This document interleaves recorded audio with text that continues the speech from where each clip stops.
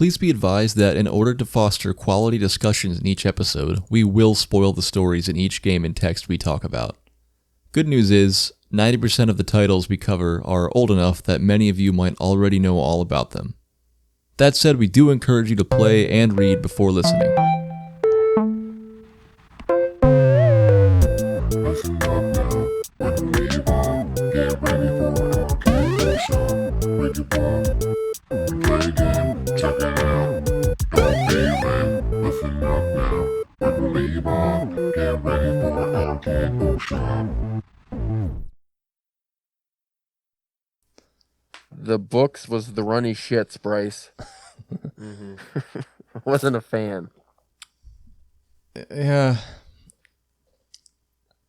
I have some things to say about it that I feel like redeem it a little bit, but I agree. Is the long and short of it. I agree as well. Yeah, we'll get into it. Any other preliminary things you want to get out before we actually dive into this? I like Halloween. Love Halloween. I love Halloween much more than I like this book. Yeah, this Word. is like, This is what we should talk about Halloween more. yeah, that would have been better. Better episode. Just Halloween rules. Here's Yeah. our favorite movies. Yeah, movies would have been more fun. I realized we just ended up talking about movies at the beginning of last episode instead of actually like stories, you know? Yeah. But I mean, I don't really care, but well, when this comes out, it's finally Halloween, and yesterday was not Halloween Eve, as I said in the video, Blockhead. like a complete moron. It would be Halloween just Eve. Yeah. Devil's Did you Night. notice that I said that? No, I didn't. Oh, I listened to that, over while I was editing it countless times. I didn't realize until like the day I was about to post it, or like schedule it to be posted. I was like, how in the world did I go by like I don't know, a month without realizing I said something that stupid? It's okay, brother. It's forgivable. We'll just go with Devil's Night next time instead, so there are no discrepancies. Yeah. Yeah, that's what we should have done. But anyway, my effort to right my previous errors is our costumes today. We'll go with that. And as Captain Jean-Luc Picard might say, it's my attempt to make it so. So, who are we today, fellas? I'm going to go ahead and assume you're Jean-Luc Picard. I am Jean-Luc Picard. Jean-Luc Picard. Who are you? Me? Yeah, where's your costume? I'm Mike Myers from Halloween. Caleb, where's your costume? I didn't want to. I didn't feel like it. What's that arm? It looks like really realistic from here. I know. I was looking in the webcam. I don't know if it's going to show up on my video because it's a different angle, but in here, it just looks like some random hand coming from my crotch. I'm sure, yeah. I'm just going to play with this the whole episode. Love that. Hey, kitties. And I'm Kiss. I'm every member of Kiss in one. That's the only what member I to want. be. That's, yeah. I decided if, since the book was so boring, I'd bring Kiss to this episode, the opposite of this book, like short, to the point, no flashbacks, like just fuck them up. Like that's the energy I'm trying to bring to Zone 1. Flip it on its head. Word. You can't let Halloween be brought down to the level that the story tried to bring it down to. No, you can't do it. And, that's why it's our job. Yes. Yeah, so thanks for the costume recommendation. That's good. We needed that. And I apologize. You know what? I feel bad. I feel bad saying the things that we're going to say about the book that have to be said, but they have to be said. Okay. So Colson Whitehead, I know you're listening. Whitehead. I also keep accidentally calling you Colton in text. Let's go. I apologize. I know you probably know that not all your books are as good as you'd want them to be But I also know you really tried to make this book really good, and I understand the agony of writing sometimes, and you start and it just doesn't turn into exactly what you want it to be. I also apologize if it's your favorite book that you've written. So I'm sorry, and I'm sorry to you, Zach, and to you, Caleb, for making you read this book. I had some choice words in the text exchanges when we first started reading this, but I'm not going to go back and read those on air. I don't think the fans can handle that. Yeah, I thought about that. You did that for the one episode, but these were pretty harsh, I think. It was pretty bad. You have to tell me after, because I'm curious. I was a champ about it. I just read it and was like, maybe I'm just the one. Maybe something's wrong with me. Maybe I didn't like it because I'm dumb. But no. I'd like to read about someone who did enjoy the book and see what they say, because I don't know. I hate when I don't enjoy books, because I feel like I feel like you're doing something wrong. Because how could a published book be like you have to be just misunderstanding something, like, right? Yeah. At least you want to give it the benefit of the doubt, right? Right. I've never encountered a book written so well that was done so poorly. Yeah. It was so boring. I'll get more into it, but since it's Halloween, do you know what scares me, terrifies me, probably more than anything else in today's world right now? Do you know? Snakes in the toilet. AI, man. Makes sense. Oh, the artificial intelligence. Damn. Have you been hearing the stuff that's going on? I don't pay attention. I really don't. I don't either, but because I'm like you, I am scared. Yeah. Probably deep down. I just don't want to face it. I'm like, whatever. I watched this other comedy podcast called Ninjas or Butterflies, and if you haven't watched that, you got to check it out. But don't check it out and ignore our podcast, because our podcast is good too. I know theirs is really good, and you're gonna want to just quit ours and just go off and binge their whole. Their video show, is probably better, I would imagine. Oh yeah, they have it. They have it so like down. It's crazy. They're professionals, right? But they have anyway, a budget. they talk about It's huge. They talk about AI and like conspiracy theories all the time, but AI comes up all the time, and I've heard so many things through them. Like, that's where I'm getting all this info. I don't like watch any news or anything, except when I'm at my parents' house, and it's just like news on every TV in the house. So do any of you know? Any of you heard of any of the recent stuff that's happening with AI? Like the last yes, 6 Bryce, months or so. If you listen to the last 4 guests I had on the Drunken Pen Writing podcast, we discussed AI every episode. Did you? I'm only like 3 or 4 episodes behind on Drunken Pen. So. Mainly, we discussed it in the realms of the publishing, movies, and music industries. Are we saying Not AI? so much the real world complications that arise when you have AI running human existence. Well, I mean, that's part of it, though. Like, I mean, that was one of my notes here. Like, that's been my first fear about them, like, taking jobs away and like ruining creativity and shit like that. And then, have you seen like the AI that like mimics voices? Yeah, is that how they make all the songs? Yeah, like dead artists and shit. Yeah, that's weird. And then like on that other podcast I just mentioned, they like, you can do it for free too. Like, you just have to sample somebody's voice, like a friend or whatever. You just get a 20 or 30 second, maybe even shorter clip of them talking, and they can figure it out. Yeah, you can make them say whatever you want. Right. It's crazy.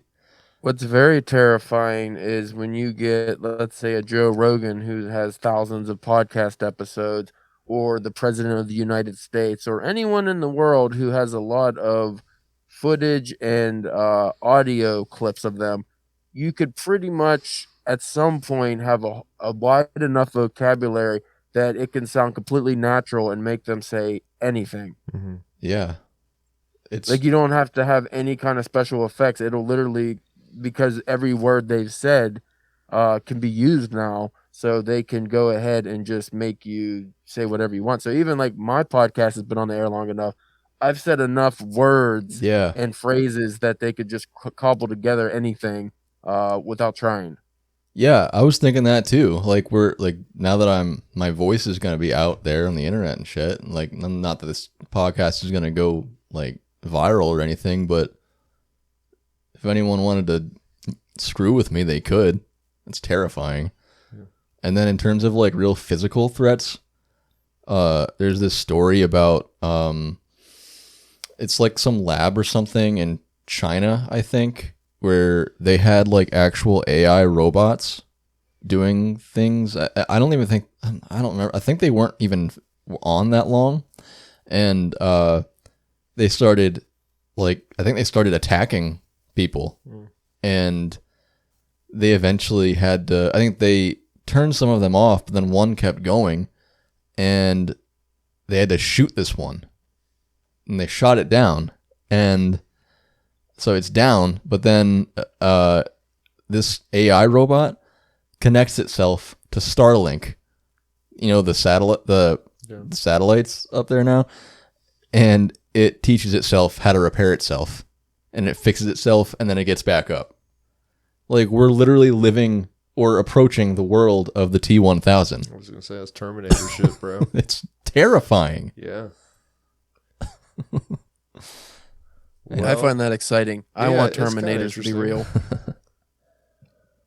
I want to fight the Terminators. I mean, it just is going to be what the fuck it's going to be, right? So you can just choose to live however. That's how I look at any of that shit. Like, whatever, dude. My opinion, and that doesn't matter. Yeah. I'm not doing anything to stop it or forward it. Sorry, I'll suck your dick on the mic a little more. Please, Bryce. please do. Suck some AI cock right here. It tastes better than the real one, you know? Allegedly. Fuck. No, but yeah, it is what it is. It's just, it's frustrating that there's like no, I mean, I guess they're trying, but there's no, what's the word? Like law stuff. No, legislature. There's no legislature around it yet. Right. So anybody can do like whatever they want. And it's like the internet when the internet was first invented. It was the Wild West. You can do whatever the fuck. And, so it'll be like that for a while, probably. Yeah, you hope eventually, I mean, sooner rather than later, that they will do something to add, make legislature for it so that these people, because there are people who legitimately want it to like cause, like, yeah, I'm sure, violence, and it's just bad things. And anyway, so did AI write Zone 1? And what's his name? Gordon Whitehead or whatever. Gordon Whitehead's just chilling, fucking drinking scotch in his mansion. We're all dumb buying his books. It both wouldn't and would surprise me. Right. Because, anyway, that'll be a mean thing to say, and I don't want to complete the thought. Oh, but I'm just teasing. It wasn't that, but I've read worse things. I don't want to make it sound like it was the worst thing I've ever read in the world. It just was boring, and I don't really think I have too much to say about it, really. That's the thing. I know. Just like, all right. I'll make you say some things about it, but I was trying to think, though, like what else I read that has been that bad. I know that I have, but it's hard to think of bad things that you've read, I guess. I don't think it was poorly written, like Caleb alluded to earlier. Like the prose is nice. Like he's a good writer. Like the book, it's just like it's just there's not much. I don't feel like there's not much left to say. Post-apocalyptic zombie New York, type thing. We'll get into that. Like I don't care. It's been done so many fucking times. Exactly. That unless you have something like groundbreaking, just why do it? Yeah. Just the zombie genre in general is just boring to me. Right. I have things to say about that, but let's do the intro. Okay, let's intro. Welcome to Arcade Bookshop, everybody, where we talk about video games and their literary counterparts for all of you who love to play and to read.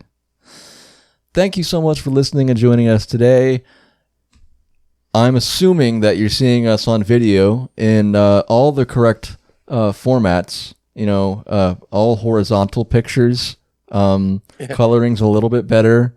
It lasts longer than the 25-minute intro of the last episode.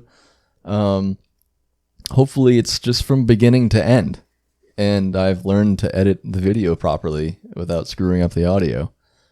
I am Bryce Yoli, and as always, I'm here with my pal and cousin-in-law, Caleb James. What up? And we're also joined once again today by Zach Belanti, a.k.a. the Crypt Keeper of the local horror and punk-inspired Pittsburgh fitness company, Death Comes Lifting. Reppin' Kiss all day on the Halloween episode. Mm. Thanks, boys. Honor to be here as always. And you Back can't, for a second time. you can't see the whole thing, but behind him is this really cool Death Comes Lifting flag. It was in the last one. Hell yeah. You can see the comes lifting a little bit and the most hatchet important part. and shit. But it ripped off Friday the 13th part 2 right there. yeah, and Zach sells shit like that. If you want to look it up, if you're into it, check him out. Buy some stuff. He has some pretty sweet merch. DeathComesLifting.com, ladies and gentlemen. Which I said the last episode we were going to the Cleveland Gaming Classic, and We did that.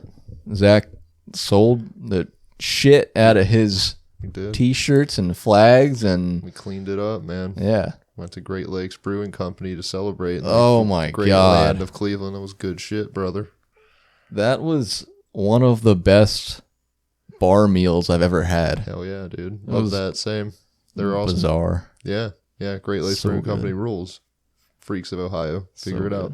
Yeah.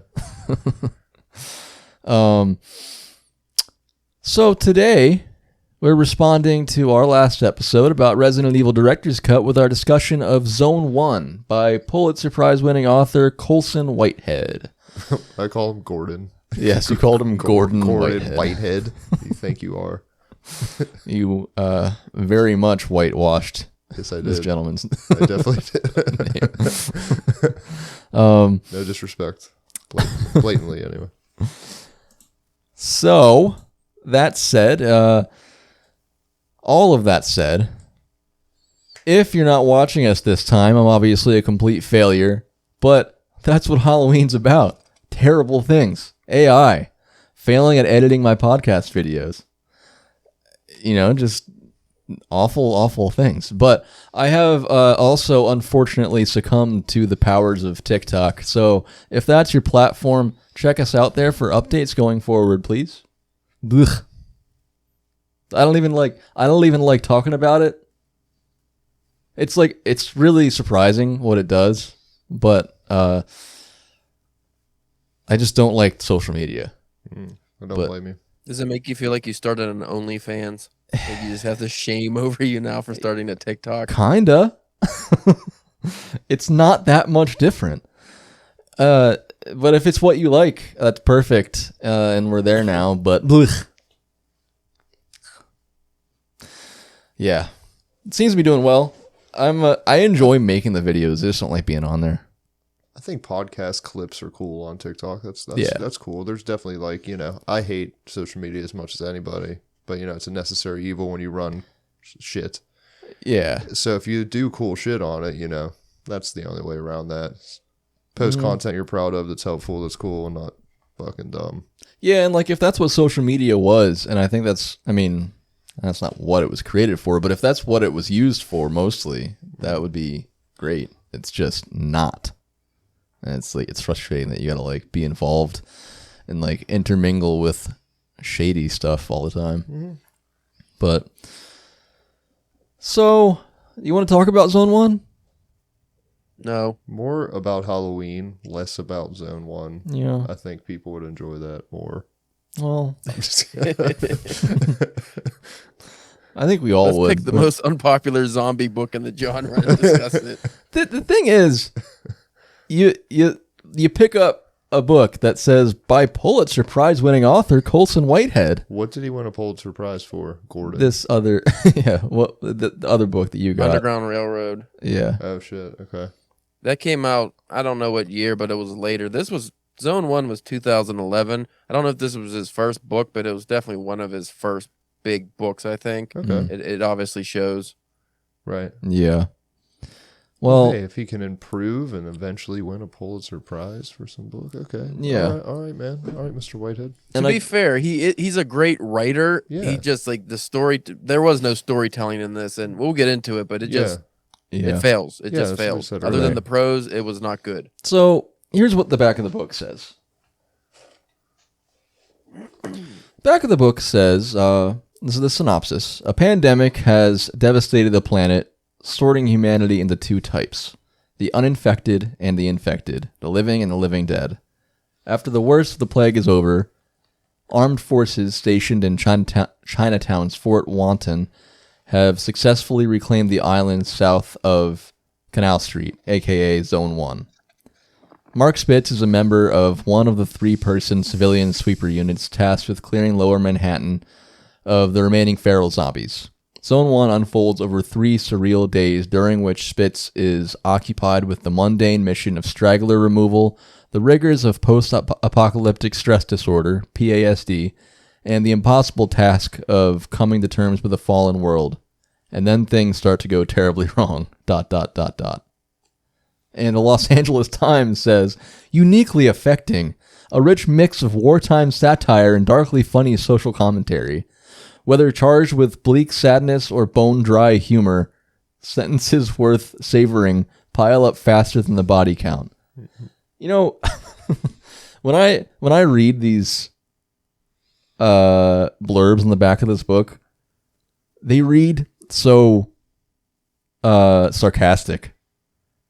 Did you pick that up at all? It does. I mean, bone dry humor. Blurbs. The synopsis alone put me to sleep. I didn't even read the blurbs. I didn't get that far. Oh, and I love the one on the front of the book too. It's a book you want to read rather than one you should read, while still providing. What does that mean? Yeah. Why would you put that on the front of your book? While still providing the chilling fleshly pleasures of zombies who lurch, pursue, hunger. ... One of the best books of the year. It's a book you want to read rather than one you should read. It's a zombie book. Obviously, it's not supposed to be this great work of fiction. But then the way they promoted this book was it is a literary zombie stories. Yeah. Well, I think something you should read, not necessarily want to read. Fucking goons. Bunch of goons put this book together. Shouldn't have been published. I hate it. Yeah. Well, here's what I say. This is my synopsis of the book. This is about a guy who survives the zombie apocalypse and has flashbacks for 300 pages while we avoid present day. The book, in all actuality, only spans over the course of 3 days, but that's because the events present day aren't very interesting at all. And the main conflict of the book appears to be solving the puzzle of the main character living up to his corny nickname. It's so mean, this episode, but I don't know. Doesn't that make sense to you? I even though that was just rude, what I just said for the synopsis. I mean, right? I don't think it's mean as so much a fair assessment of the book. Yeah, it wasn't that mean. We could do worse. 3 days of boring nothingness. I mean, how do you make I just don't know how you make a zombie story so dull. Because in 2011, this was like the height of the resurgence of zombies, so it should have been something everyone would want, but he somehow made it really, really dull. And like it does take guts and determination to actually write new stories in this vein that are already very worked and reworked. And I mean, just the idea of the zombie and the apocalypse even. Mm-hmm. So it's like you hate to just bash him for trying that, because he did some things differently, but it's just not different enough, I guess. And do you remember when Stephanie Meyer made vampire sparkle instead of burning up in the sun? That's what Colson Whitehead did with this book. He made zombies stupid and suck. Yeah. They were already kind of probably on the downswing. Like they were already oversaturated in the market. So it's not like we needed more zombie stories. And his literary take, quote unquote, on the zombie genre, I didn't like it. I'm never gonna like it. I'm never gonna go back and read. This book was so shitty that halfway through reading half of the book, I had to give up, and I got an Audible subscription so I could listen to it, thinking that would help, and I had to bail on the listening of it because it sucked. Like I just couldn't do it. I got like I don't know, 150, 200 pages in or something. I was like, I'm done. Can't do it anymore. So like to parallel your Twilight comparison, it's like what he did differently, I think, is, like you said, he made the zombies boring. So like a lot of the main zombies are stragglers, right? He calls them stragglers, the ones that kind of just wander and don't really harm anybody. The skells are the bad guys.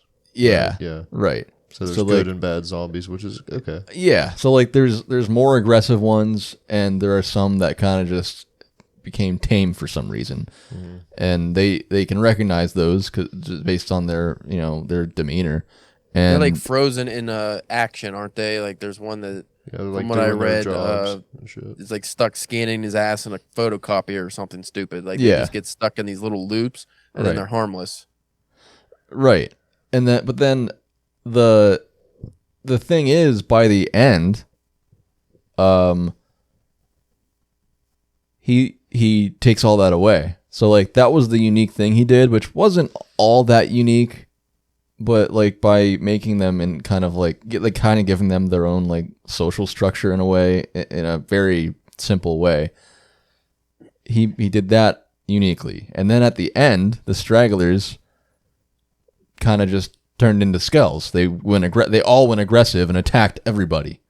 So it was like, here's my unique thing, and now it's over.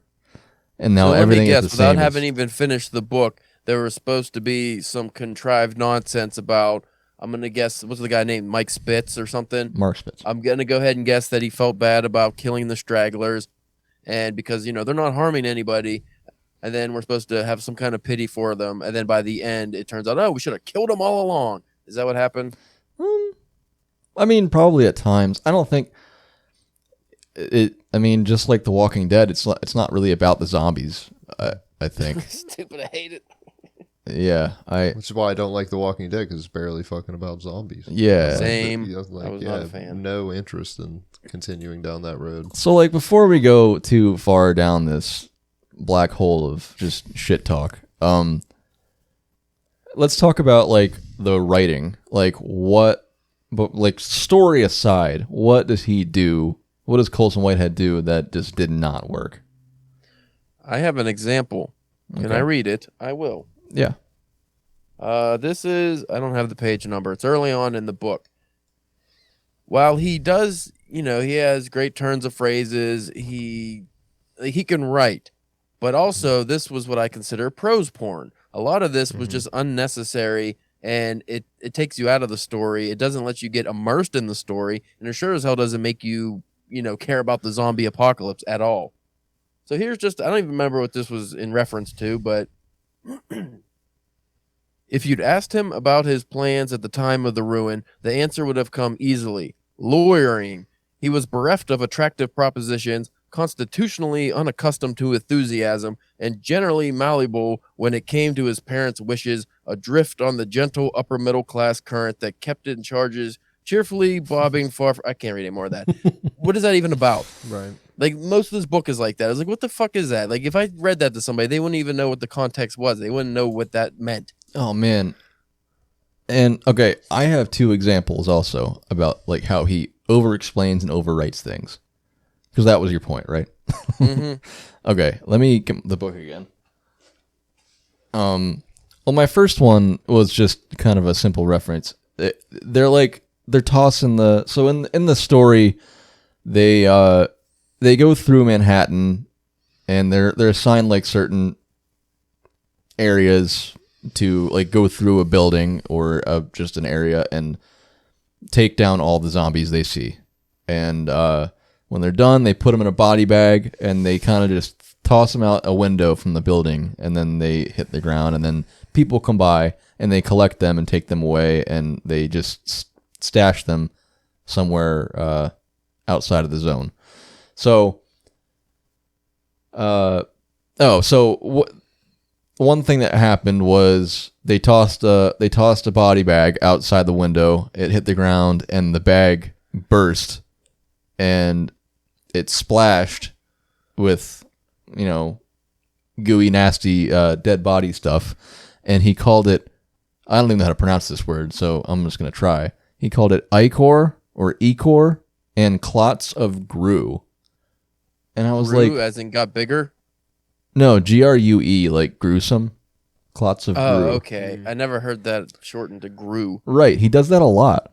And it's like you read the word individually and you kind of like it, but when you read it in the context of the story, it just kind of pisses you off because it's just that purple prose thing. It's like it's relevant and all, but it's just you didn't really have to be that creative about that. Like it just too many words in that sentence. And It's then the you have kind to of prose that if you just took out one part and read it, you'd be like, oh, that's beautiful or that's great. But when you read a whole book that's written that way, like Zach said earlier, you just end up scanning. You just skim through it. And you're like, because it's just too much. You can't concentrate on every single sentence unless you're a psychopath. Right, and that's part of the reason this book, I think all of us agree, except, obviously you just didn't have the time for it. It was just taking too long. Like it's a simple book, not very complicated at all, but it took us forever to read it. Right. But yeah, it's like, what, just too many words. And if you're reading a zombie book and you have to use a dictionary, you're doing something wrong, So here's my other one. Remember when he was in traffic in the beginning? It was like when he was talking about what they call last night when he was like coming home from the casino. Casino, yeah. Oh, yeah. Yeah. Okay, so let me find it. He just overwrites traffic. Okay, let's see. I think this is it. They need to chill, Mark Spitz says. The Monday vice clenched. Here was that end of weekend despair, the death of amusement, and the winnowing of the reprieve. Everyone on the expressways and turnpikes felt it. He was sure. This evaporation of prospects. What impotent rebellion they enacted, feebly tapping the leather facsimile of their horns and spitting the top shelf profanities. In retrospect, perhaps the intensity of that moment, the pressure he felt, was the immensity of the farewell, for this was the goodbye traffic, the last lateness, and their attendant excuses, the final inconveniences of an expiring world. Just say there was traffic. Good God, man. I was like, I can't fucking pay attention because that's how that Audible version was. I was just like droning on. And the guy did his best he could, but I'm just like, dude, this is so fucking, I don't care. I don't care about the traffic that much. Why? How are you making traffic deep? It's just traffic. Yeah, and I'm sorry, but if you're reading this, and I think we all felt this way, if you're reading it and an entire page or more goes by before you realize that nothing has happened, come on. Yeah. See, I can appreciate the effort. I appreciate the, flamboyant prose and everything like that. Like, that's, like, cool to me. That's fun. I like over the top. I'm in Kiss makeup. Like, that's cool. But if you don't have anything to support that, if it's just a boring, whatever zombie story, then, like, it doesn't go anywhere. It's like, really good topping on really shitty cake kind of thing. It's like... As a writer, you're supposed Why? to have a reason for why you're going so in depth with something as simple as traffic. So if it turns out, his daughter died in a traffic accident, maybe you can bring that back. But nothing like that happens. It's just there to be like, look how good I can write. Yeah. And that brings me to characters. What did we think about characters? Boring and unfleshed out. There's so many. Too many. I did like how the zombies are, gross zombies, but then his team also have zombie-like appearances. Like, I forget what it was. It was something, he did have, there are phrases and things he says that are really cool that I did like. So there was one where he was describing one of the teammates or something, and the guy's nails, I want to say he used, like, the phrasing, the guy's nails were like he dug out of a coffin or something like that. Like, he came out of a fresh grave because they were so grimy, but instead of saying just they were grimy, he unburied himself. Like, I like things like that are pretty cool. But he didn't do that enough compared to like the overwriting of everything else. Like it didn't balance. Yeah, and even stuff like that, it's clever, but at the same time, it's like Is it needed? well that and it's almost like stupid because it's like you're using that description because you're writing a zombie book, you know. It works obviously, and you like it, but it's like, all right, I don't know. That's how I feel about it anyway. It's just like, I don't know. But yeah, like there's so many characters. They're all flat because there's so many, and even the main character you don't really care that much about. I mean, did you? I don't know. No, that's one of the things I was going to say is he's just a bad main character to be like the focus of the apocalypse novel. Like, Yeah. It's like an I Am Legend situation. Like he's not the guy that you want to follow and like have this story with. It's just not interesting. Yeah. He's supposed to be an everyman, like a Neo from the Matrix, where the audience or the reader superimposes themselves onto the main character, which is why those characters are written to be not bland, but just slightly devoid of, too many characteristics. Like they're not real unique people because the audience can be them. But that does not work in this case. It didn't work at all for me. Like I didn't give a shit about this guy at all. And you can have a bland character like that be, the audience really gravitates towards, because just look at Michael Myers. He doesn't talk. He doesn't have much, like his presence is menacing and he has a lore about him. His origins just vague enough that people were like, yeah, that's fucking rad. Like I like that guy. But this character, he didn't have anything like that. I mean, he's not a villain, but it wouldn't have mattered if he was, because people just they don't care. He's boring. Yeah. He's not doing it on either end of the spectrum. He's not a villain, but he's not doing anything amazingly heroic either. Like even on a small scale. So there's not enough there, I don't think, to even compare it to Just something like Michael Myers. It's a dude, has a gambling problem, humanity. I get it, whatever. But. I got the feeling that he was supposed to be like,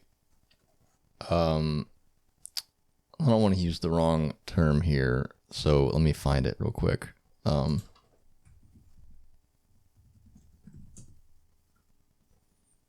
Okay, yeah, I got the feeling that Mark Spitz was supposed to be like level 1 autism spectrum, which is what is the proper term now for what they called Asperger's. Okay. I don't know if you guys felt that way at all. Maybe I'm just That's okay. That was bound to happen. Is Asperger? We can't say Asperger's anymore. That's the thing. It's not allowed. Did I learn that? I think South Park ruined that with the Asperger's episode where Cartman was hiding the burgers in his ass and then he was selling them. I mean, we were all. He's making his special spices with his farts.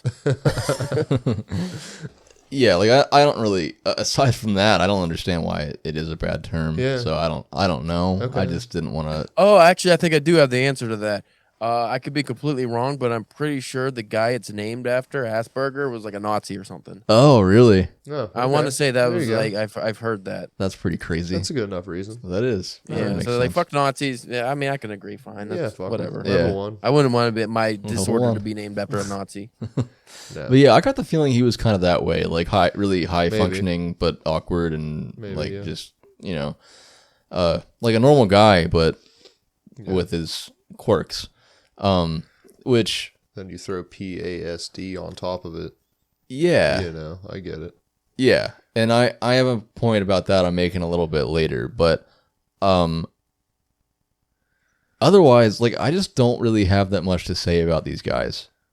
There's like that handful of characters in the main crew that you see throughout the whole novel, but you don't even see them that much because most of the novel is flashbacks, And then like the biggest part of the book to me is like wondering what the fuck his nickname has to do with anything. And like the fact that I have to read Mark Spitz that many times. Like, I can't. And, God, it's so many points. But, but before you go on, what was the joke supposed to be? Because Mark Spitz, he's a famous swimmer. Yeah, and so I want to say I think he was gay. Is that the joke or something? No, that had nothing to do with it. It was just they were in like a zombie battle thing, and they got real serious, and people jumped off this bridge or something like that into water. And man, I can't remember exactly. It wasn't even that significant. Then Mark was the last one to do it. Michael Phelps's popularity, they go with Mark Spitz. I don't know, but it definitely had to do. It had to do with the fact that he can't swim. Okay, it's ironic. I get it. Yeah, I did not pay attention enough to give a fuck. So yeah, it's like I think he like didn't want to jump in, but had to when he did something. I don't know. He also did some like heroic thing, and then he decided he had to jump in. I don't know, something. It was glossed over. I didn't care, and yeah, like I mean, it was kind of a significant point. He was kind of just telling the story. It wasn't even like he didn't show it. He had Mark Spitz telling his friend Gary the story. So it just didn't come off very well. And I actually have a quote here from part of that. It was like the end of it.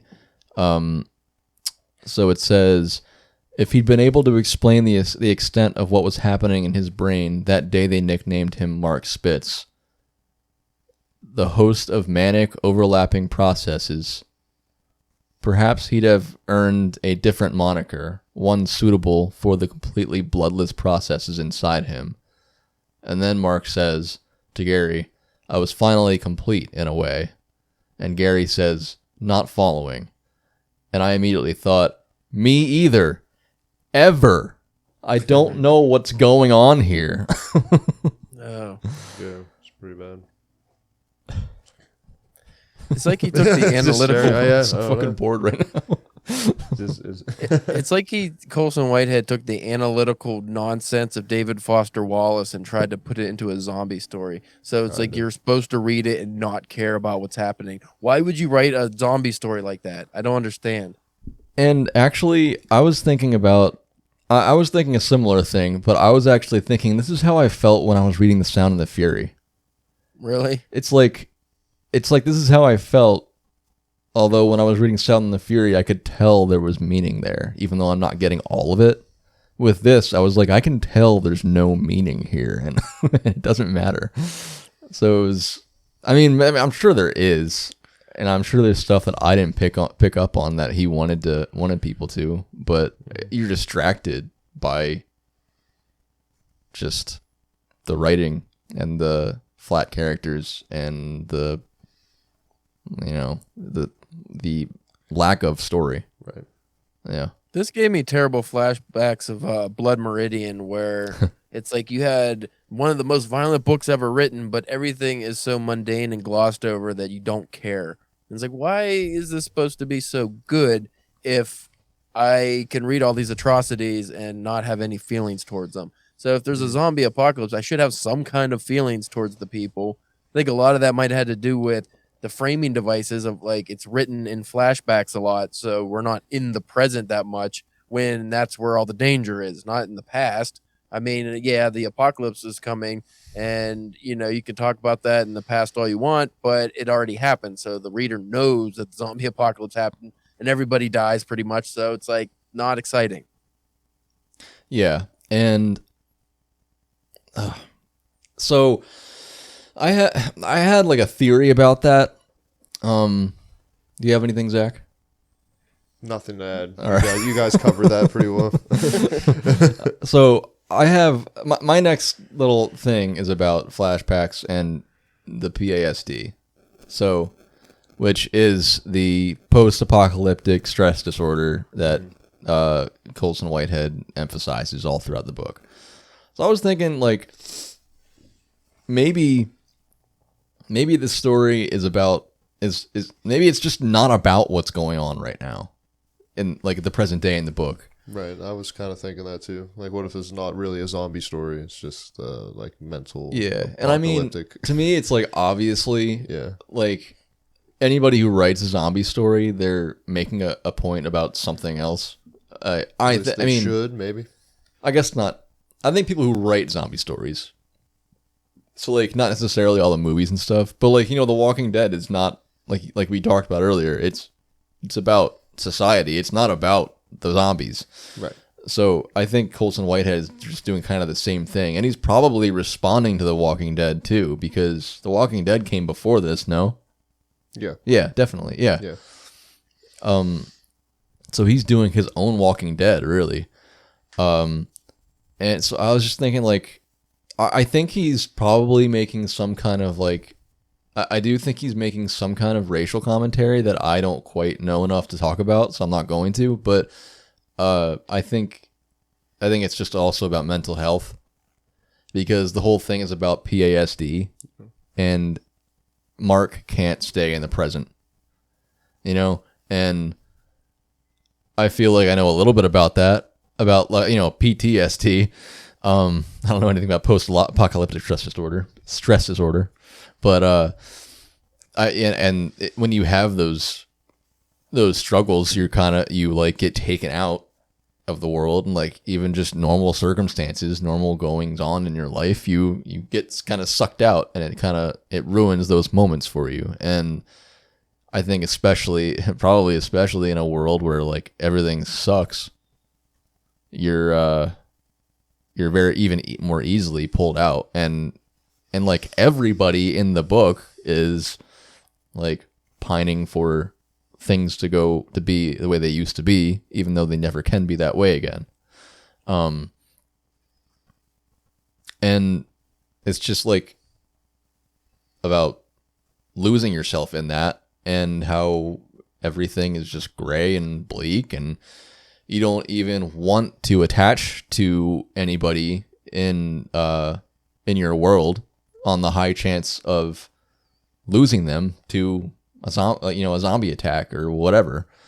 Yeah, I got the feeling that it really, that was really the point of him not letting anything actually be fleshed out in the present of the story, and not fleshing out the characters. If that makes sense. What do you think? It does make sense, but it sucks to read. Yes. It was not executed well. Right. Whatever his intentions were, they did not succeed, unless you read all the reviews of people who love it. But when you read those, it's almost they read like they were paid for. Yeah. Like a lot of, especially when they're on people's like different websites and stuff. It's like, did they pay for this, or are they trying to get some kind of viewership or something, toward like a readership to go to them because they praise this book that sucks? Like, I don't understand what they were trying to do. Because if you look at real reviews from real readers, like on Goodreads, a lot of them are like, this is fucking terrible. Yeah, I mean, like, even if what I just said is accurate, if that's what he intended, it doesn't matter, because I can enjoy that theory about it coming out of my mouth and hearing myself say it, but I can't enjoy the book because it doesn't immediately come off that way, and regardless, it's still a drag. And that's just unfortunate, but I guess that's what happens when you just swing and miss. Yeah. And like I said earlier, it's just like no matter what happens, no matter what device or metaphor he's making, like the story to me just isn't there. Like I don't care no matter how good it is, how good everything around it is. If the core of it is not intriguing, I'm not going to be intrigued. I have a proposition for you guys to think about, though, in response to that. Real quick, do you want to fix that? Yeah. His flag thing fell down while we were talking. And I noticed, like, when I got up, I noticed my ring light, the corner of it, was in my camera. Oh, awesome. It just like the corner of my view, but still. That's why I got up. I think that originally Colson Whitehead didn't write this as a novel. I think this story was originally about Mark's relationship with Mim. Do you remember Mim? Yeah. Do you remember Mim? Not at all. It's all So- flashback, right? That we get. Yeah. in. Well, it was a flashback, but it was a flashback to an earlier point in the apocalypse. Yeah. So, Too many flashbacks. yeah. So, I guess in the present day, it's the last 3 days before the what do they call it? The stragglers like kind of wake up, get aggressive, and with the skulls they go and like destroy the barrier that blocks off Zone 1 and keeps them all safe. And then it's like a war between the zombies and the people, and they it's like the actual end of the world basically. So that's the last 3 days. Those are the present moments in the story. One of these flashbacks is to earlier on in the apocalypse, and Mark meets this woman named Mim, and they are just holed up in this toy store for I think like months maybe, and it's actually, and you get like a little bit of it at one point, and then eventually towards like page like 275 or something like that, it really opens up and elaborates on this relationship. And I oh man, flag fell down again. It's death. Can't keep it up. And I actually, are you gonna fix it? Do you want me to? I don't know exactly what word I left off on, but Mark is holed up with this woman named Mim in this toy store, and it's finally the point where I started enjoying the book, and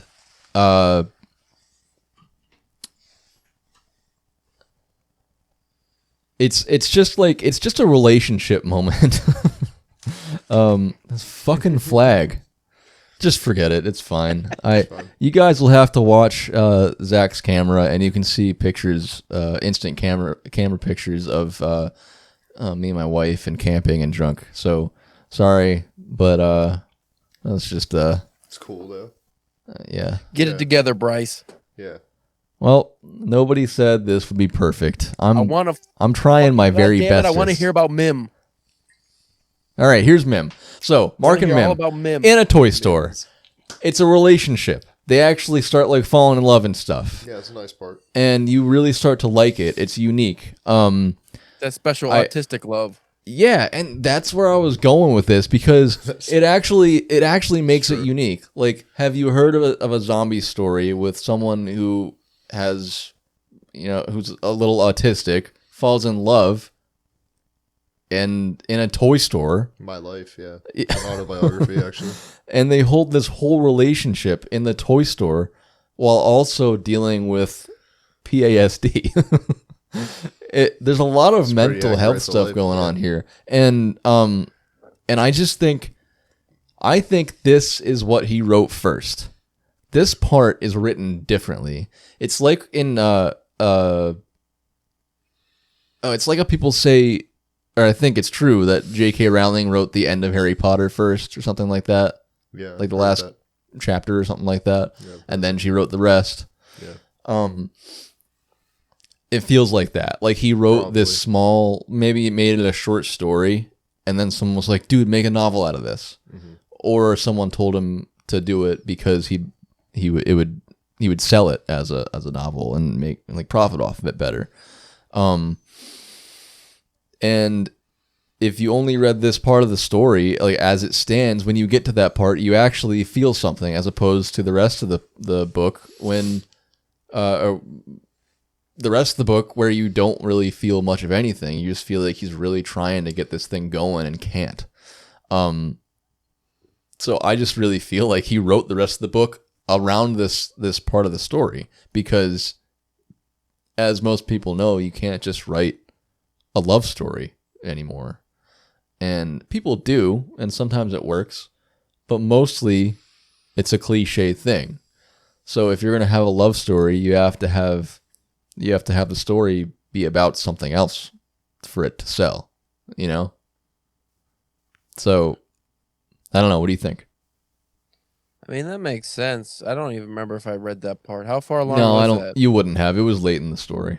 Okay, yeah, so I missed the only good part of the whole book, I guess, but I mean that makes it a more interesting story in my opinion. Mm-hmm. Like you have a little bit of a love story. And zombie love stories aren't anything new either. Like there was a movie Warm Bodies which had an interesting take, like, the zombie becomes more sentient again. Yeah. Now that made me I actually just gave me a great idea. I'm going to write an autistic zombie movie now. So all the zombies are autistic and they're very picky about which brains they eat and which flesh they consume.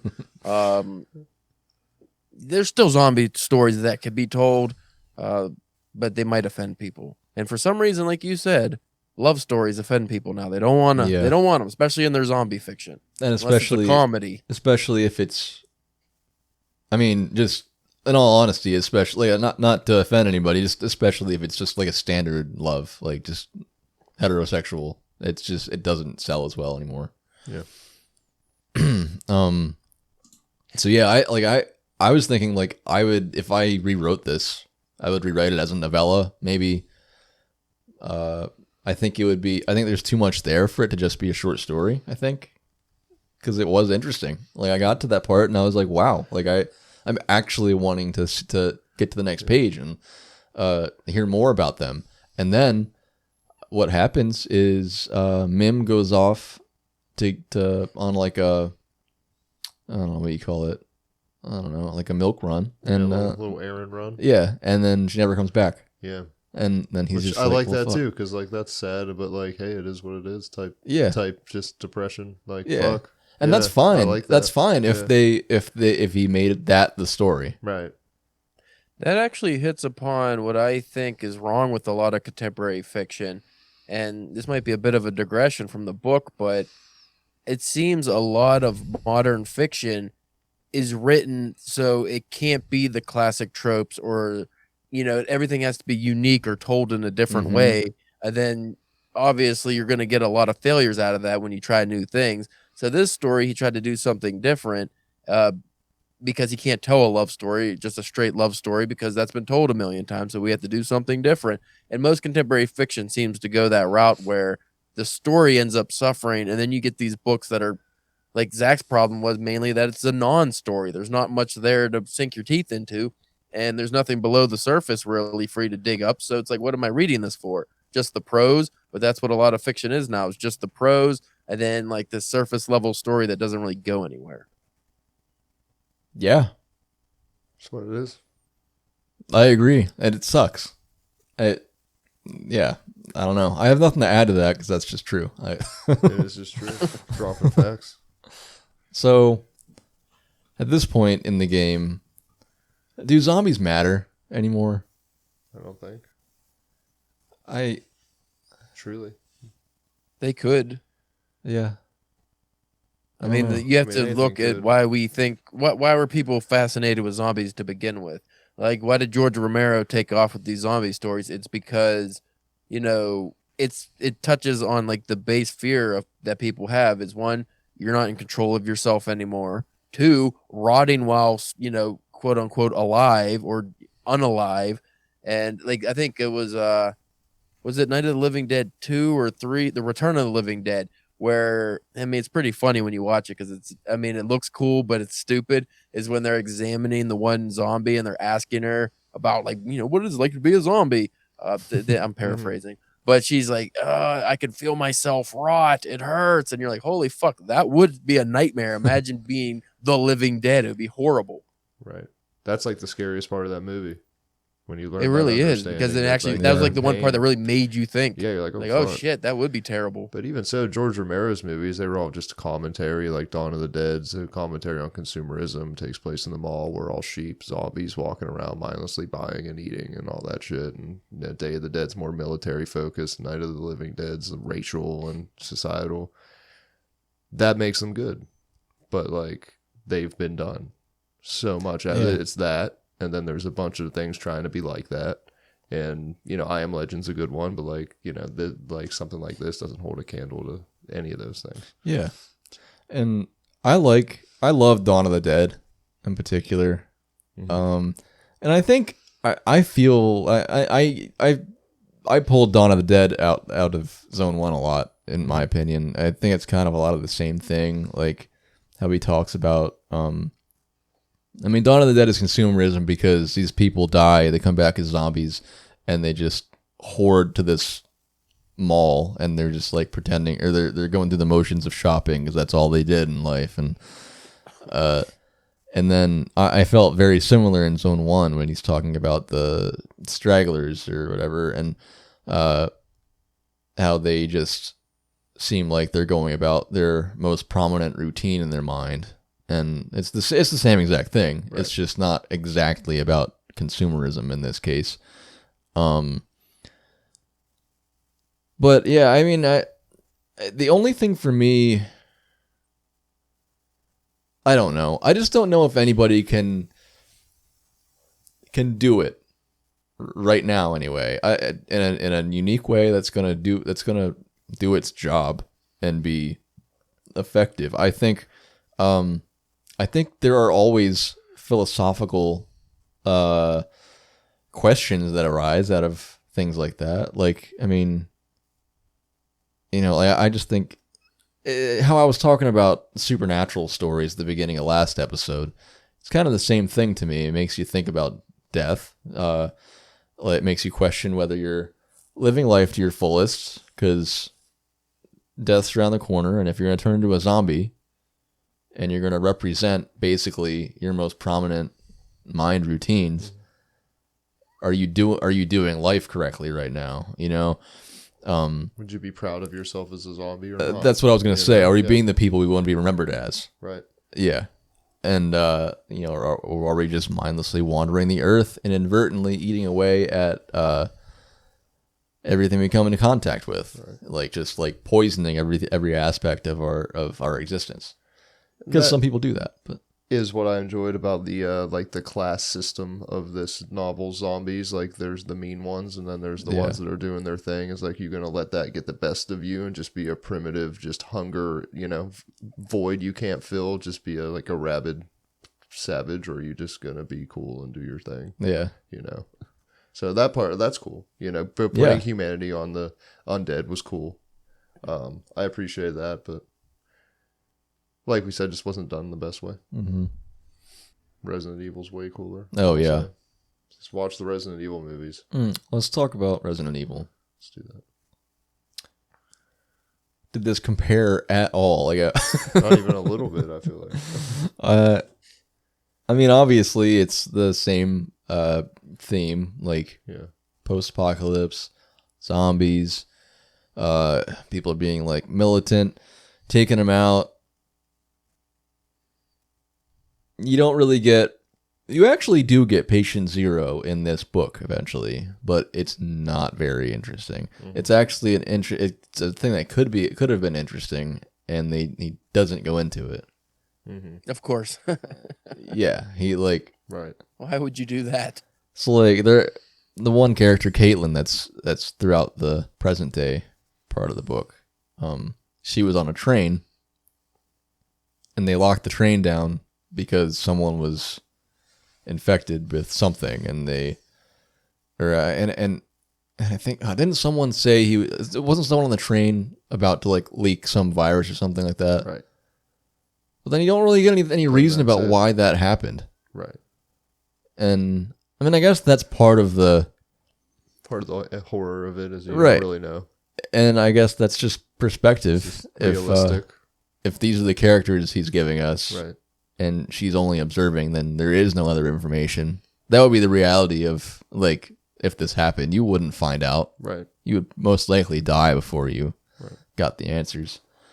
Or hear a bunch of theories. And that's it, right? Exactly. So, I guess I appreciate that, but in terms of storytelling, it is kind of disappointing. Mm-hmm. But just... Resident Evil voodoo zombies anyway. We don't need medical or viruses to bring back from the dead. They could just be under control of the Dark Lord or something. That's way cool. That'd be way cooler. Yeah, seriously. And all that stuff, all the poisonous man-made infection crap, it hits too close to home now, I think. With I mean, with one of the theories of COVID being that it's man-made. I don't know if that was confirmed or not, but you know, you read that stuff and it's just kind of like it's actually an interesting thing that it's like that now. That it's like, ugh, I just don't want to read this anymore. Yeah, I don't want to hear about this anymore. Yeah, right. And that. But on that same token, we can still play Resident Evil, and it's the same thing, and it's fun. Resident Evil's fun. It doesn't take itself too seriously. I think that's a point too. True. You know, I'm surprised nobody's done an AI zombie story where AI infects people somehow. I'm sure it's somewhat in the been works. done. Yeah. Yeah. I mean, there's that new AI movie coming out, or might be out. I don't know what it's about entirely, but it looks like creepy. Not literally creepy, just like in terms of the future. It looks very foreboding. Do you want to talk ridiculous things in this book? Like even like the most ridiculous things in the book? We haven't even touched them yet. Yeah, let's do it. All right. Ridiculousness. Do you guys have any? Or do you want me to just run down my list? Run it down, man. All right. Number 1, anticiprant. Remember anticiprant? Yeah. You remember What the fuck does that mean? Exactly. Anticiprant is the pill that they created where as soon as you get bit, you can take it, and it's supposed to take care of the virus in your body quickly. Ridiculous. So there's one guy out there that takes like 50 of those pills, and then he goes out there and does improper things with the zombies using his apparatus. Probably. Fortunately, he didn't explore that one, but I wish he would have. I would have read the book more. Yeah, I'm sure you would have. The erotic reimagining of Zone 1. What's that book? 9,000 Days of Sodom. 180 Days, I think. Yeah, your favorite book. I've only read excerpts of that. I have not read the book yet. I can't wait to finally get to it because it is fucking gross. Have you seen the movie? I have. That's what made me buy the book. I like didn't. Jeffrey Rush. He's a good actor. Yeah, it's good shit. Movie's great. It's well written. It's just the book is it's yucky. Yeah. They do yucky things. I can imagine. Is it supposed to be worse than the movie? Oh, way worse because they get away with whatever. It's not as descriptive probably because it was written in like Victorian times or something, so it can't be. Is it that old? I don't know. The language in the translation I got was actually pretty fucking harsh, so I think it is gonna be pretty gross. I'm excited. Yeah, let me know how that is. All right. Bite-proof mesh clothes. Yeah. Why is that ridiculous? Yeah, haven't you been to any goth clubs? No. They got all kinds of stab-proof clothes, and why wouldn't they be bite-proof? Dude, I mean, the way I read it, it just seemed stupid. I mean, you could just wear like chainmail. Yeah, but they don't. It'd be way harder. Yeah. It's like a modern version of that. I just feel like if it's bite-proof, fine, but you're still going to get hurt, and he does. And I don't know. Maybe I was just anticipating ridiculous things the whole entire time, and I just wanted to find more things to hate. But what if you covered yourself in that yuck spray people use to keep their dogs and cats from chewing on furniture? That work? I don't think a zombie's going to care about yuck spray. I don't think they can taste anymore. Yeah. All right. Well, then screw that one. Name that blood stain. Oh, that's actually kind of fun though. Did you get to that part?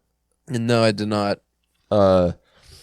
They play a game now and then where they see blood stains on the walls and they try to kind of like figure out, trace the footsteps of how the stain got there type thing, right? Or guess how or what it's from.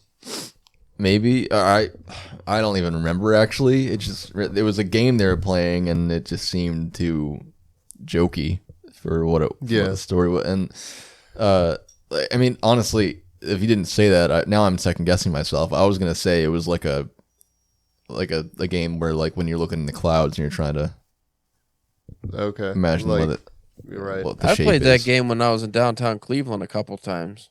The Bloodstain, not the Cloud one. Yeah, we did too. Name that fluid.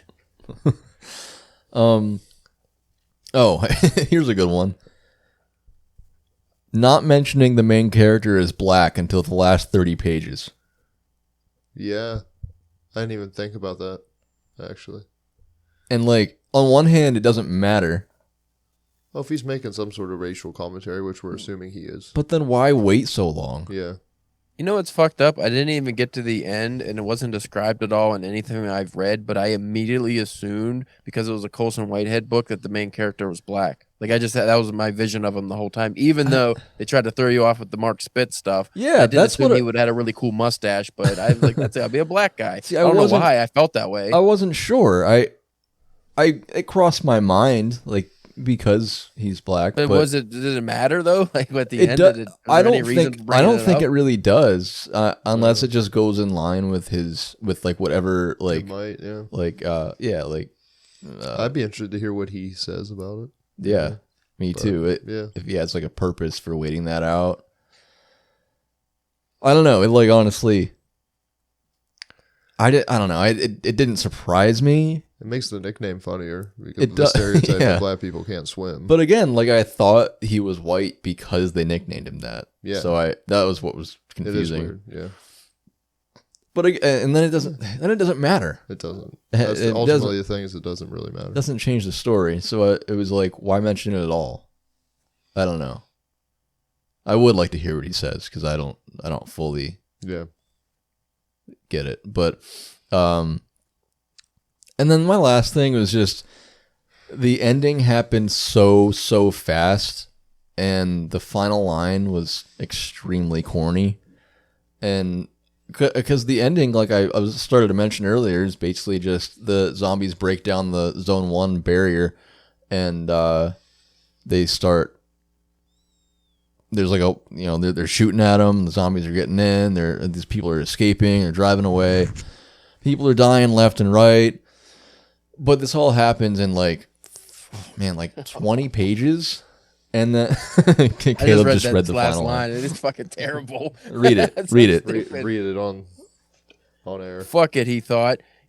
You have to learn how to swim sometime. He opened the door and walked into the sea of the dead. Oh shit. Fuck off with that shitty metaphor.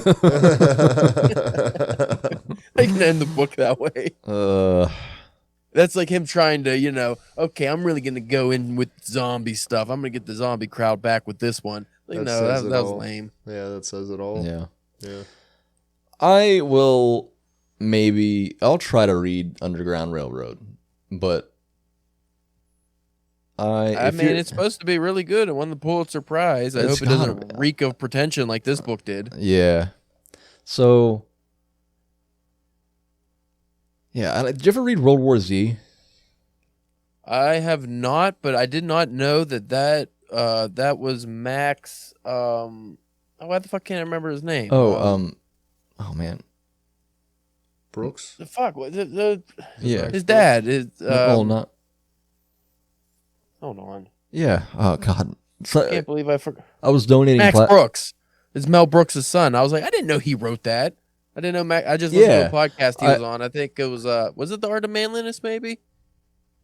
I don't remember what podcast he was on, but it was like, I didn't know Max Brooks was Mel Brooks' son, and I didn't know he wrote World War Z. Yeah, I was just donating I was donating plasma, and the guy that was cleaning me up, he was, he saw that I was reading Zone 1, and I was telling him about it, and he was like, "Oh, read World War Z. That's the one you want to read." And he explained that to me, that he was Mel Brooks' son. I was like, "No way! Like, how has nobody told me that?" I've never known that. Yeah, he also wrote a zombie survival guide. Oh, really? Yeah. That sounds familiar, but I don't know what it is. It came out, and apparently the marketing was terrible for it. Like, they marketed it as like the opposite of whatever it was. I don't think it was supposed to be funny, and they marketed it as funny. I might be wrong, but basically it was like, oh, Mel Brooks' kid, yuck it up, and then it was like they just fucking butchered the marketing. But apparently it did, I think, have a resurgence, and now it has kind of a cult following. Oh, nice. Cool. I had no idea. Well, Learning. I will read another Colson Whitehead book. Probably that one, The Underground Railroad, because it's won the Pulitzer Prize, I'd like and to. people do say good things about him. And I mean, you can tell he has it in. I mean, I'm Pulitzer Prize aside, you can tell he has it in him to be a good writer. It's there. It's not like he can't write. It's just this story was kind of just like an amalgam of too many different things, and the cleverness was at the wrong times, kind of just cheesy a little bit. Overall, play Resident Evil. Definitely. And listen to Kiss. Oh yeah, listen to Kiss. All right, everybody. Are you ready for another edition of Top 5 Times? Let's go. Yeah. I was going through Whitehead's bibliography here trying to figure out what his first books were. He actually had one in 1999 called The Institutionist, and he had one in 2009 called Sag Harbor. So at least 2 that came out before that, but I never heard of either of them. Do you know if he, like, when his like first like real breakout one was? Well, the Underground Railroad was 2016. I've heard of Nickel Boys. That was 2019. It had to have been Underground Railroad because that seems to be the next one after Zone 1, which obviously didn't sell very well if it took 5 years for the next book to come out, unless it just took him a long time to write it. But Yeah.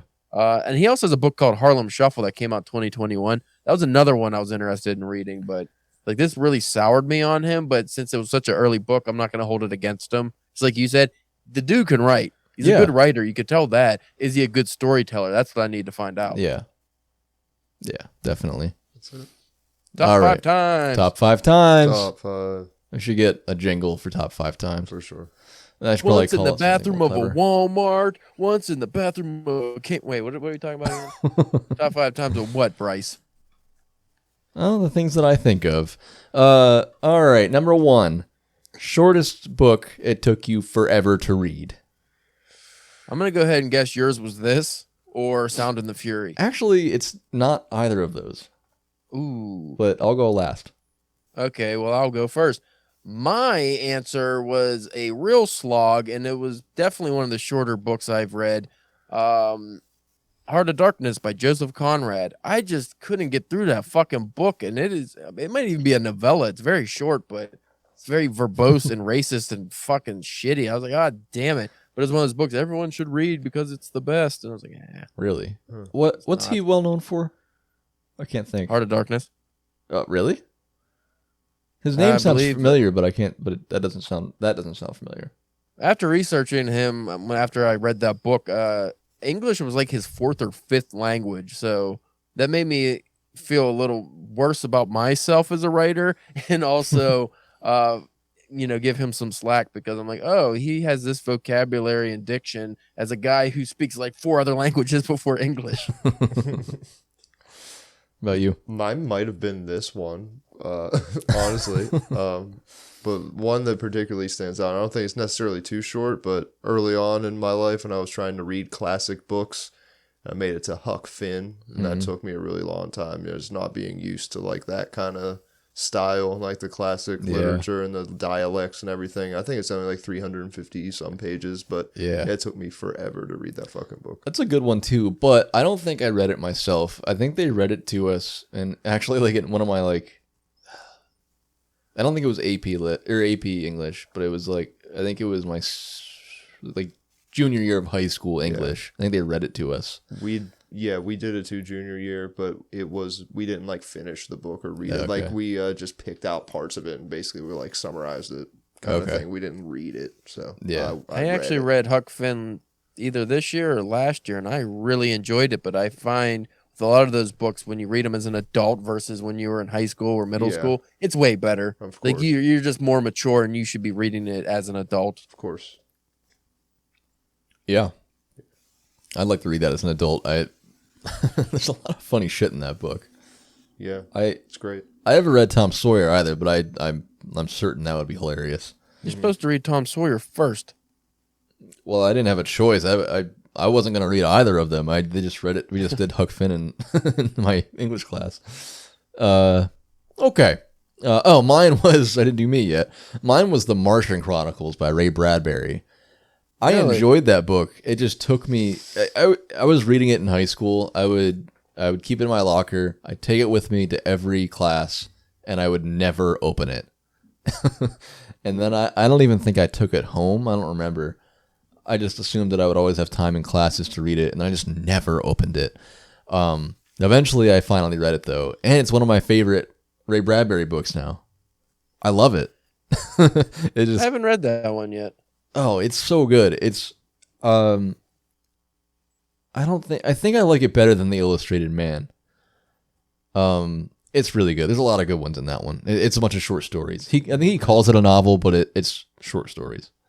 He's the shit. Can I expand on your question real quick? Okay. Instead of just shortest book, what book just took you the longest to finish? Doesn't matter the length of the book, just what took the longest or the most amount of time? I have two. My first one was Moby Dick. I just I loved it for, I don't know, 300 pages or something, and then I just hit that fucking nautical nonsense, and I just dropped out of the book, and it took forever. And then, as you know, Bryce, my most recent one was Alan Moore's Jerusalem. That took me technically like 5 years, because I started reading it like 5 or 6 years ago, and then finally sat down over the last year and was like, I'm gonna read this fucking thing, and it still took me like 5 months or something. Yeah, that's It crazy. was ridiculous. Wow. Dude, I don't even know. Do you know? The Bible. I still haven't finished it. That's one of them. Huck Finn for sure. Nonfiction books, when I want to research it, I find that that's more dry for me, and it takes me a long time to get through a nonfiction book. But no, I'm pretty addicted to reading, so I make it happen pretty fast usually. I can't even think, because I read Moby Dick was one of the hardest ones I ever had to get through, but I mean, I voluntarily read it, and I still read it in a summer, I think, at least. I don't know. The only other thing I can think is that I started Harry Potter, Order of the Phoenix, and then I didn't pick it back up until I don't even know. Probably I probably didn't finish it until last year, when I read all of them again. But I don't think that classifies as I don't think that falls under the same thing as me trying to read a book and not being able to finish it. You know, I don't know. I don't have a good answer for that one, I guess. You've made this top 6 times, Caleb. I expanded on the question. I didn't make it top 6 times. All right. What's the flashback you experience most often in real life? Either something traumatic or something cringy and embarrassing. It's hard. I never really have flashbacks. I mean, I've had traumatic things happen, especially injuries, but I do a good job of blocking those out. One time, not a couple years ago, I was benching 290 pounds, and it dropped on my neck. That was kind of, but when I bench, I don't think about that anymore. But there was a couple months there where I was like, oh shit, because it was just scary, because I could have died, but I was relatively uninjured, thank God. Were you by yourself? Yeah, I didn't have a spotter or anything. Yeah. I go to an old school powerlifting gym, so at that time we just have really, really old benches, so they didn't have safety bars or anything. Sure. And I was just by myself, and what happened was my wrist just rolled and the weight fell on my neck. I was like, God damn it. It left a big ring, and it looked like somebody fucking got a rope and was strangling me. Well, don't you ever have those things where you it's something just pops into your head about something really fucking stupid you did 50 years ago? And the only one of those that ever comes to me, it still bothers me, and I don't know why. At the old gym I went to, I used to play basketball, and I remember one night I was driving to the gym, and I was on the road, and right when I was going to take a left to the gym, and it was nighttime, there was a car that was coming on, and it looked like they flashed their lights for me to go, like they were being nice. So I just went, and it turned out I just cut them off, and they fucking followed me into the parking lot. And then the guy rolls up, and I was like, God damn it. So I had to get out, and I go up, and he's like, what the fuck you do that for? It's like, I thought you were flashing your lights at me. He's like, well, no.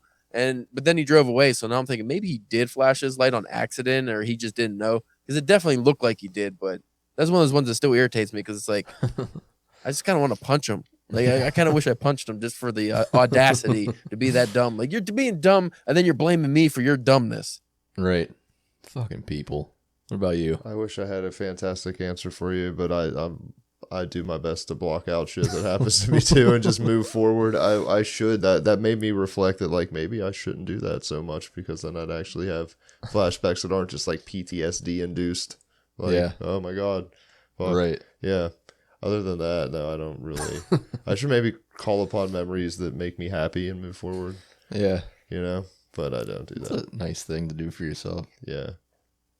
Why are flashbacks have the connotation that they usually are bad or something, or, Yeah. Yeah, I guess so. but Do you have it? You don't have it? Or do you want to say? probably not worth it. Probably nothing. No, nothing that great, honestly. No. All right, that's fine. Mine is when I was in college and my brother got me really into watching the show The League. You watch that? No. What is it? The League. I've seen clips. It looks pretty funny. It's I haven't hilarious. watched it. And basically the premise of that show is that they all are in a fantasy football league together. But they all hang out all the time. They're all friends and it's just funny. So I was watching The League at that point in time, and I was in college in my dorm room, but we were in like an apartment. So like I had my own room, and I had a couple roommates who had their own rooms, and then we shared like the living room, the kitchen, and shit. So I got drunk one night, and by myself, I was just in my room, and I started like pretending that I did fantasy football. And I couldn't think through what I wanted to do with my team. So I went to my roommates who I knew were like athletic. And I was just like knocking on their door and I was like, I need help with my fantasy football team. And and I made him come into my room and try to help me with it. But all I had up on my computer was like Facebook. And he was like, I don't know what you want me to do. I was like, I just don't know. Like, what should I don't know. I just felt like a fucking idiot. And that pops into my head like more than anything. I swear to God. How drunk were you? I got drunk by myself pretty hard. Just because I wanted to. I don't think because I was like depressed or anything. I just nothing else to do. So that's mine. Felt. The time you most felt like you could have done something better than the professional. Well, recently, actually, this just occurred. I finished reading for the DPW podcast, Becoming the Boogeyman by Richard Chismar. And while I really, really enjoyed the book and the storytelling was really fun and stuff, the actual writing, I felt like I could have just as easily wrote that book or did a better job. And I normally don't feel like that too often when I read, real writers' work. But in that case, I actually felt like I could have did better. Yeah, we could have read a better zombie apocalypse story than this one for sure. Yeah. Definitely. That's crazy, though, because you really liked the other one, right? I like both of them. I really like that one, too. It was just one of those instances. It's sometimes when you, read Stephen King, too, sometimes you'll get a story where, I could do that. It's like just the writing style itself is not anything immaculate. Did you feel that way about the first one? Not really, but that one is a little more unique because that one I went into it. I'm not going to spoil the book for anybody, but if you don't do any research on the book, there's a big surprise and you're like, oh shit, I don't know if I would have been able to do that. Okay. Gotcha. What about you? I think that's why I became a personal trainer and wanted to make my own clothes. I was just like, yeah, I think I could do a better job than what I see happening being in gym world. And I think that's basically why I do what I do. It's just all, nice. All anti-authoritarian. Just, I can do this. Oh, yeah. Why don't I do it? Why don't I start a podcast? Because I'd be better than all these fucking nerds type thing. So that's a good answer. I guess, I mean, I didn't do it because I felt like I was going to be better, but I think I'm good at it. I think I like it. But my answer is not one of my best ones, but I just all the time, every day at any job I've ever worked at. I don't if you care to go into detail, but just, man, Starbucks, my current job where I audit expenses, just, man, those, or writing this book. Yeah. Valid, dude. That's why reading bad books are important. Yeah, I don't know if I could. I still don't know if I could write a novel, but I definitely think, like, I mean, I said earlier, I think I know how I can make this book better by making it shorter and more about one thing. Okay. Place you'd most want to be when the apocalypse happens, knowing that you'll have to destroy all the people around you who turn into zombies. I mean, if money wasn't an option, I'd probably just get like a cabin in fucking the woods of Maine or something like that. But if it's just my current state, the apocalypse broke out now, I would probably just go to my brother who lives out in the country and just, fucking stock up there. It's about the most sensible thing I could think of. And my current place wouldn't be too bad because all my neighbors are elderly and I could take them out pretty quick. But I do live on the outskirts of the town, so the people could, the zombies could come my way. And my house isn't like fortified, There's a few entrances. I could take them out pretty quick. Oh yeah, I could fucking. It doesn't matter if they're zombies or not. I'm kneecapping them. The place in the world that I've enjoyed the most in my life is probably New Orleans, and I think that's be a very cool place for a zombie apocalypse to happen, to see it from. And I think they would just be a different vibe. I think I would pick New Orleans for the zombie apocalypse. And if I had to kill a few people, okay. Okay. I know some spots that are high up in that low place. I can snipe them and shit. Nice. Yeah. It's good to know I'd probably just play the part of a zombie and see if I can blend in like Shaun of the Dead and just like get hammered and walk around. That's what I would do for the zombie apocalypse. Sick. Yeah. I want to go to New Orleans. It's fucking awesome. Yeah. I think, I if I had a place to go to, like your brother's in the middle, in the woods, it sounds like I would do that. But I said probably just in my hometown because it's small, and I think it would give me a better chance of survival than being here in Pittsburgh in the city amongst like a shit ton of people. But I would also want all my family at home with me. So you can kill them when they turn into zombies. Yeah. And that'll satisfy some I want it to be deep-seated me. itch. Yeah. If they're going to die, sure. it's going to be by my It's gonna hand. be by my hand, yeah, for sure. I thought about that too. It's like, maybe I want to be home so I can shoot everybody once they become infected, but nah. Top Halloween night. I don't really have a good answer for this one. I've had a couple Halloween parties that were really fun, but I don't know if I can't remember if they were actually on Halloween. Usually Halloween is like during the week or something, and the party that you have never coincides with that. It's usually on the weekend. But I do have some fond memories of trick-or-treating when I was young with my buddies, and just the nostalgia overload of that I always enjoy. So I definitely had a few Halloweens that I really liked just from that perspective. I have two answers tied because they're on opposite ends of the spectrum of like enjoyment. One is I went to see the Wu-Tang Clan on Halloween You fucking lucky dog. at Red Rock Amphitheater in Colorado. And it's basically this rock formation in the middle. It's the most beautiful place to see it. Damn. Yeah, that would be my all-time right there. That would be It was great. super dope. I was super stoned. I was having the best time of my life. So that's like party heathenistic, like Halloween. And then there's one year, I have two little sisters that are 10 years younger than me. There's just one that stands out that was really nice and wholesome. I just took them and their friends trick-or-treating. It was just like a really sweet family kind of vibe. And then I got drunk by myself and watched monster movies all night once they went to bed. And that Best of both worlds. That was fucking great. Yeah, so it's one of those two, just for different reasons. Nice. I would still have to go with Wu-Tang. Yeah, Wu-Tang ruled. Who am I You gotta kidding? go I'm trying to be nice. Especially at that amphitheater. That place is awesome. Oh, so. it was great. Yeah. I think mine is when my friend Riley and I, Riley is the artist of our logo and intro animation for the show.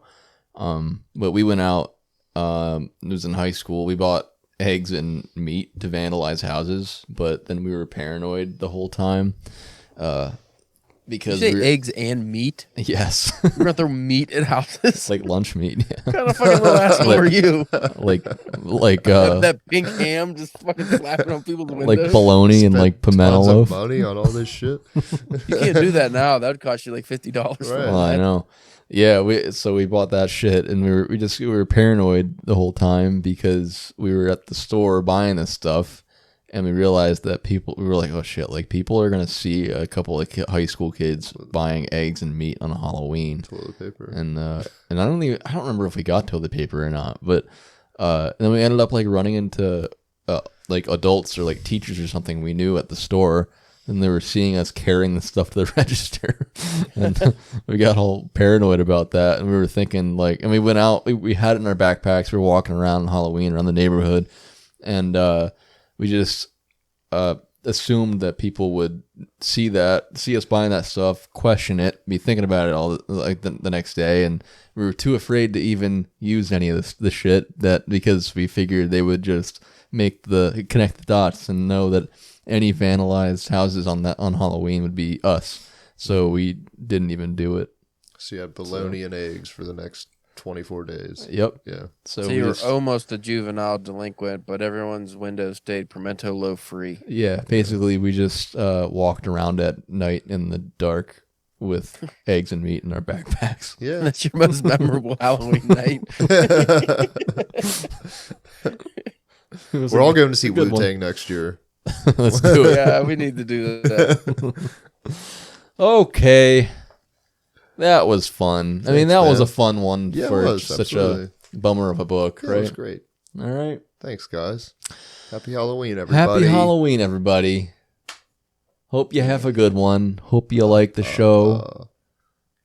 Hope you... Oh, you know what? I forgot. Behind me, that's actually Riley. I painted that in college. That's Riley. Boom. Yeah. Shout out to Riley. Yeah. So? That's what he would have looked like if you guys had the cojones to egg and bologna people's houses. Right. Yeah. So thanks, everybody, for listening to our Halloween special episodes of Arcade Bookshop. Stay tuned for next week for our regularly scheduled programming on Monday when Caleb and I talk about the Super Nintendo classic Super Metroid. Thanks for hanging out again, Zach. Hope you enjoyed these episodes. Yeah, man. We'll be on soon. Let's do it again. Yeah, dude. Yeah. I have some ideas. All right. We'll talk. You be warned. Thanks for listening, everybody. How can people find you and learn more about Death Comes Lifting? Oh, Death Comes Lifting on Instagram. I guess we're on TikTok too. All that shit. Google it. You'll find it. Send me a message. I read them all. Have fun. This will be out on Halloween, right? Yeah. Okay. Yeah. Well, I was going to promote an event we're doing before Halloween, but that would be dumb. So, Just like our the come on deal in. we talked about for the Cleveland Gaming Classic last Yeah, time, right. which happened far before this ever comes out. Right. So I hope everyone came to my event and had a fucking awesome time. If you didn't, you missed a lot of Wu-Tang Clan and, good shit. So come next year. Yeah. Boom. So, if you're enjoying the show, be sure to follow and subscribe wherever you get your podcasts. If you haven't already, and share it with your friends if it's their thing. Sharing is the best way for us to grow. So, if you liked it, please share. Tell everybody. I want people to hear us. And if you like hearing us, I just want to I want that to keep happening for everybody else.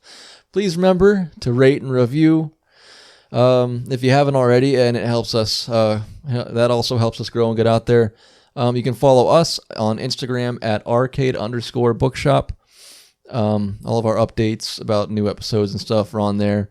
And as I said in the beginning, we made a TikTok. I think that's just at Arcade Bookshop too. And if you have any game and book recommendations, you can let us know wherever we are. You can DM us on Instagram or say something on TikTok or email us at arcadebookshop@gmail.com. Love to hear your cool ideas for the show and not have to think of them all ourselves. And Caleb, what's going on with DPW? A bunch of stuff. Keep getting guests and all kinds of fun things. Tell So them to if come you over folks- here too. Yeah, I should probably do that. The problem is all of them, I had to talk with their publicist first. Mhm. So it's like it's always a middleman, But If you folks want to check out those interviews, you can listen to the Drunken Pen Writing podcast. What's my Halloween episode? We're covering Becoming the Boogeyman, which drops the same day this drops. Oh no, Confliction. Oh, man. Listen to both of them, you nasty motherfuckers. Yeah. And listen to the Wu-Tang Clan because they are for the children. And nothing to fuck with. And yeah. Cool. Thanks again, everybody, for listening, and happy Halloween. And maybe, do as we do. Keep a controller in one hand and a book in the other. Make it so.